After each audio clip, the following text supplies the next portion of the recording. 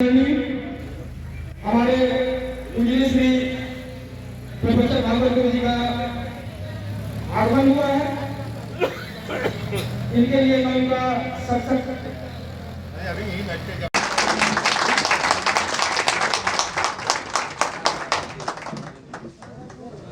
प्यारे भाइयों, आज हिमालय स्थिति में आपके पास में आया हूँ। मुझे ये जानकारी दी गई कि आज 11 बजे माननीय विधायक महोदय यहाँ आएंगे। ये एक अच्छा अवसर था अपनी समस्या को जनप्रतिनिधि को बताने के लिए। वो आएंगे अभी, और आते हैं तो भी हम बताएंगे, नहीं आते हैं तो भी हम बताएंगे। आप लोगों से बात करना, आप लोगों को समझाना, ये बहुत जरूरी है। कारण क्या है कि जब हम किसी चीज को समझते हैं तब हम जुड़ जाते हैं किसी चीज से। मैं बार बार कहता हूं कि आप लोग ठेका मजदूर नहीं हैं। आप लोगों को धकेल दिया गया ठेका मजदूर बनाने के लिए। आप वो काम करते हैं जो नियमित प्रकृति का है, जो स्थायी प्रकृति का है, और स्थायी प्रकृति के काम में ठेके मजदूर नहीं लगाए जाते। आपको जबरदस्ती भेज दिया गया वहां पे।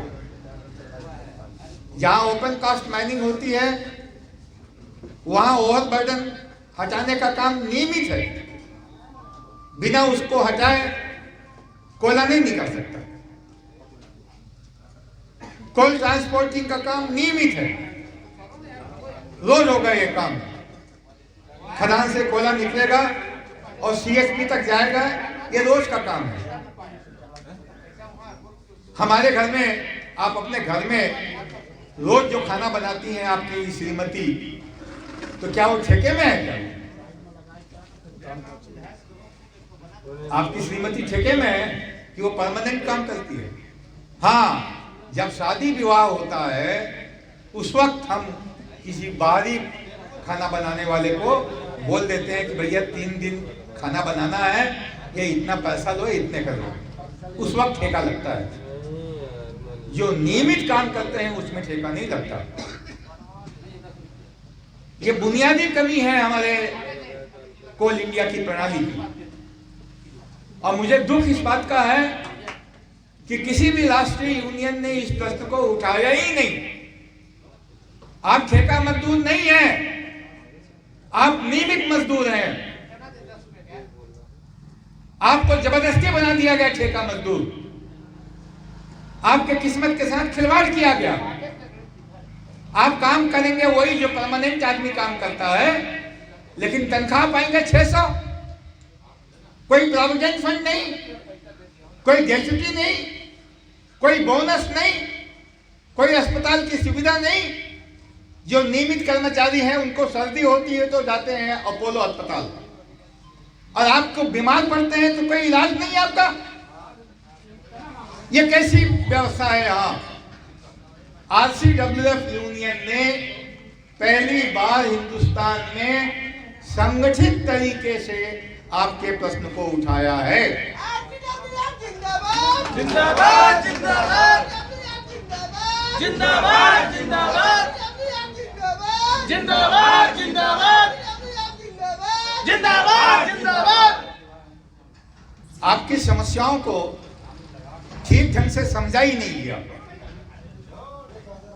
इसीलिए अधिकारी भी ठीक से बात नहीं करते हैं। और जिन अधिकारियों को इन समस्याओं को समाधान करने का जिम्मा सौंपा गया है वो भी ठीक से बात नहीं करते हैं। आप किस किस कानून से बंधे हुए हैं ये पहले समझ लीजिए।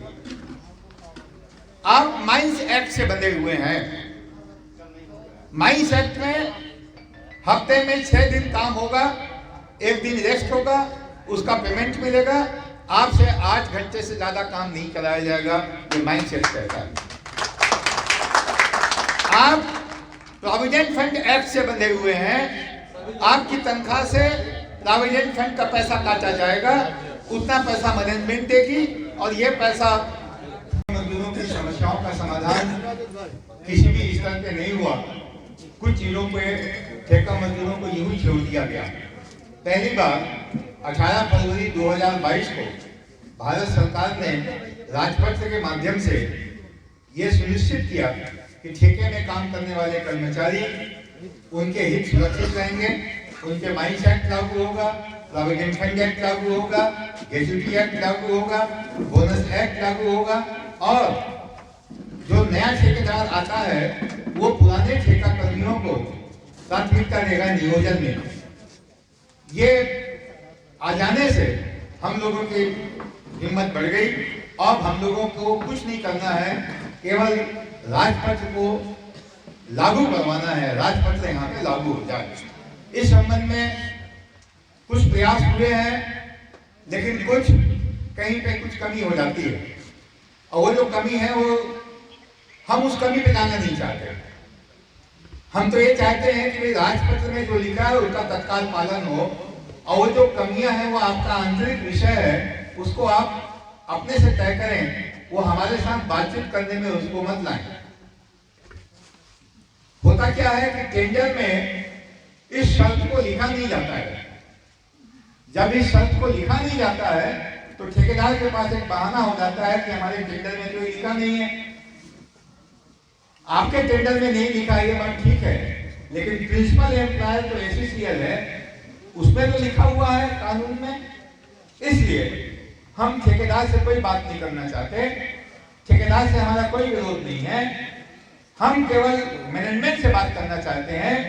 मैनेजमेंट प्रिंसिपल एम्प्लॉयर है, ये उसकी जिम्मेदारी है कानून लागू करने की, ये उसकी जिम्मेदारी है हाई पावर कमेटी के हिसाब से तनख्वाह देने की, ये उसकी जिम्मेदारी है प्रोविडेंट फंड कटवाने की, ये उसकी जिम्मेदारी है ग्रेच्युटी दिलवाने की। ऐसी स्थिति में हम अपने आप को इधर उधर नहीं बहकाना चाहते। हम तो सीधा एसीसीएल और एसीसीएल के अधिकारियों को इस मामले में पकड़ रहे हैं, उनसे सहयोग ले रहे हैं। वो करते हैं तो ठीक। अभी मुझे बहुत अच्छा लगा, हमारे विधायक जी ने, पता नहीं क्यों मैं बड़ा प्रभावित हूँ हमारे सुनील साहब से। सुनील साहब जी आमाजाम खदान बंद करवा दिए, गेट में आगे इसका समाज निकलना चाहिए। ये पहले एमएलए हैं मेरे हिसाब से, जो जितना भी मैंने देखा है अपने जीवन में, जो पूरे उत्साह के साथ मजदूरों के साथ खड़े हुए। इनकी बात से प्रभावित होकर के मैनेजमेंट ने इनसे कहा कि 9 नवंबर को हम भालूमाना रेस्ट हाउस में बैठते हैं और वहां हम देखते हैं कि ये जो हाईकोर्ट का जो आदेश है उसके पालन में क्या कमी रह गई, क्या हो गया। इसलिए आप लोग भी अपने वकील को लेके आइए और एसीसीएल भी अपने वकील को लेके आएगा, दोनों वहां बात करेंगे। इन्होंने मेरे ऊपर विश्वास किया अपने साथियों के माध्यम से और कहा कि दुबे जी हमारी ओर से जाएंगे। तो मैं इनका प्रतिनिधि बनकर के भालूमाना रेस्ट हाउस में गया और वहां जो बातचीत हुई उस बातचीत से यह स्पष्ट हो गया कि एसीसीएल मैनेजमेंट ने हाई कोर्ट के ऑर्डर को गलत ढंग से लागू किया है। अब चूंकि मामला, कई लोग हाई कोर्ट में चले गए, सब लोग हाई कोर्ट में चले गए, अब ये तय हो गया कि भाई हाई कोर्ट का जो फैसला आएगा वही होगा।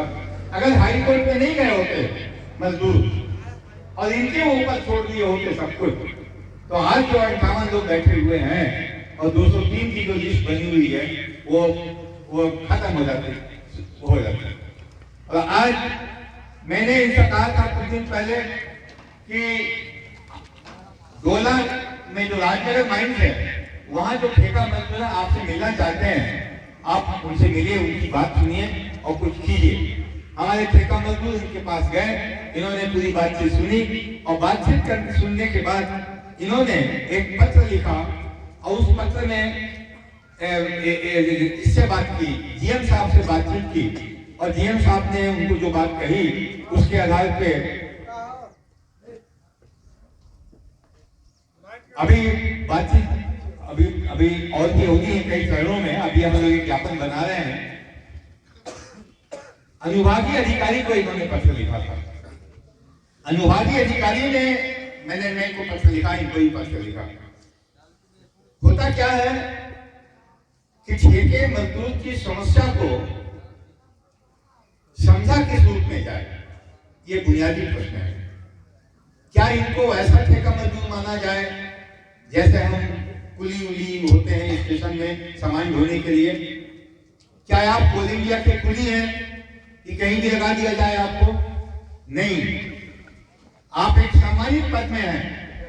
और विधायक महोदय, ये बात आप समझ लीजिए कि कोल इंडिया में कोई भी काम ठेके में नहीं होता। कोल इंडिया के कोई भी काम नियमित मजदूर करते हैं, प्राकृतिक वो परमानेंट रूप में करते हैं। इनको जबरदस्ती ठेका में ठेल दिया गया, धकेल दिया गया। इनको एक कानून के माध्यम से धकेल तो दिया गया, लेकिन इनकी काम की अवधि कितनी होगी, इनकी तनख्वाह कितनी होगी, इनको और क्या क्या बेनिफिट मिलेगा, इसको खुला छोड़ दिया। उसका नतीजा क्या हुआ कि धीरे धीरे कॉलोनी में सभी प्रकार के काम ठेके में दिए जाने लगे। और उनकी मजदूरी क्या होगी, उनको क्या लाभ मिलेगा, इस पे कुछ नहीं।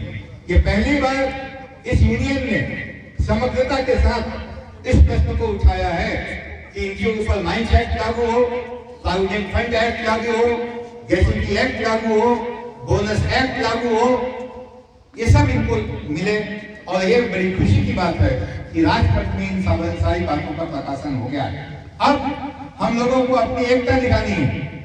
कोई भी चीज आकाश से यूं ही नहीं मिल जाती, उसके लिए एकता दिखानी है। और वो एकता है, जब तक आप संगठित रूप से कोई काम नहीं करेंगे, कानून का फायदा आपको नहीं मिलेगा। आप अकेले स्तर पर जाके काम कर लें, उससे कोई फायदा नहीं। हम तो सामूहिक स्तर की बात करते हैं, और जब सामूहिक स्तर की बात करते हैं तो एक संगठन की जरूरत होती है। उस संगठन में सहायता के लिए जनप्रतिनिधियों की जरूरत होती है। तो हमारे जनप्रतिनिधि हमारे साथ में है, संगठन आपके साथ में है। अगर संगठन के माध्यम से आप अपना काम नहीं करेंगे, टुकड़े टुकड़े में काम करेंगे कि ठीक है साहब हमको 20,000 दे दीजिए, हम काम कर लेंगे। ठीक है साहब आप हमको 24,000 दे दीजिए, हम 12 घंटा काम कर लेंगे। आप कौन होते हैं कानून तोड़ने वाले? आप कौन होते हैं गैर कानूनी बात मानने वाले? अभी सबसे बड़ी जरूरत जो है इस देश के नागरिक को संवैधानिक नागरिक बनाना। अभी हम क्या नागरिक हैं हमको पता नहीं, हमारी क्या हैसियत है हमको पता नहीं, भारत के नागरिक की भारत में क्या हैसियत है हमको पता नहीं। सरकारी दफ्तर में जाते हैं कोई घुसने नहीं देता, कोई बात करने नहीं देता। थाने में जाते हैं थानेदार ठीक से बात नहीं करता। किसी शासकीय कार्यालय में जाते हैं कोई बात नहीं करता। ये किस लोकतंत्र में इतना कमजोर नागरिक होगा जो भारत में कमजोर नागरिक है? कोई इज्जत ही नहीं उसकी। पुलिस वाला डंडा ठोक देता है गाड़ी में, गाड़ी खराब हो जाती है आपकी। कोई इज्जत नहीं इस देश में। संविधान की क्या संवैधानिक अधिकार हमको क्या प्राप्त है जो हम ले पा रहे हैं यहाँ से? हमारी कोई हैसियत नहीं। कोई भी आदमी कुछ भी कह देता है, 2 कौड़ी का आदमी चला जाता है, तो क्या मतलब है भारत के नागरिक का? इसलिए संगठन के माध्यम से हम आपको संवैधानिक नागरिक बनाना चाहते हैं कि आपकी बात की वक़्त हो, आपकी बात की पूछ हो। आप डरे मत, निर्भीक बने, अपनी बात को कहिए। हमारे नेता अभी भारत जोड़ो यात्रा शुरू कर रहे हैं। वो कोई कांग्रेस की यात्रा नहीं थी, वो इस देश के लोगों को जागृत करने की यात्रा थी। अगर आप जागृत हो जाएंगे तो सब कुछ ठीक ठाक हो जाएगा। डरिए मत किसी चीज से, हिम्मत से काम लीजिए, अपनी एकता को बना के रखिए, तब जाकर के कानून का फायदा आपको मिलेगा। अगर आप एक नहीं है, अपने हक को समझते नहीं है, तो न तो आप संवैधानिक नागरिक बन पाएंगे और न आपको कानून का फायदा मिल पाएगा। तो साथियों, अपनी एकता बना के रखिए। आप रहा सवाल मैनेजमेंट से लड़ने का, मैनेजमेंट है क्या चीज? मैनेजमेंट है क्या चीज? जब जब मजदूरों ने कोई संघर्ष किया है, आज जो कुछ भी कोलैंड इस इंडस्ट्री को प्राप्त हुआ है वो मजदूरों के संघर्ष से प्राप्त हुआ है, इनकी मेहरबानी से प्राप्त नहीं हुआ। आपने संघर्ष किया तब जाके प्राप्त हुआ। तो संघर्ष करने की अपनी जज्बा को, अपनी इस ताकत को बना के रखिए और विश्वास रखिए कि जब तक RCWF है, जब तक कांग्रेस यहाँ पे है, बहुत सी शिकायतें हमारे बारे में हो सकती है, लेकिन हम जो कांग्रेस के जो लोग हैं ये आपको आश्वासन देते हैं कि मजदूर और किसान हमारी प्राथमिकताओं में पहले नंबर पे है। हम उनके साथ उनके खिलाफ कोई कॉम्प्रोमाइज नहीं कर सकते। हमारी हमको सरकार रहे न रहे, लेकिन मजदूर हमारे साथ रहना चाहिए, किसान हमारे साथ रहना चाहिए। और इसी संदेश के साथ मैं अपने वाणी पे ही विराम देता हूँ। आप सब एक है ना? लड़ने को तैयार है ना?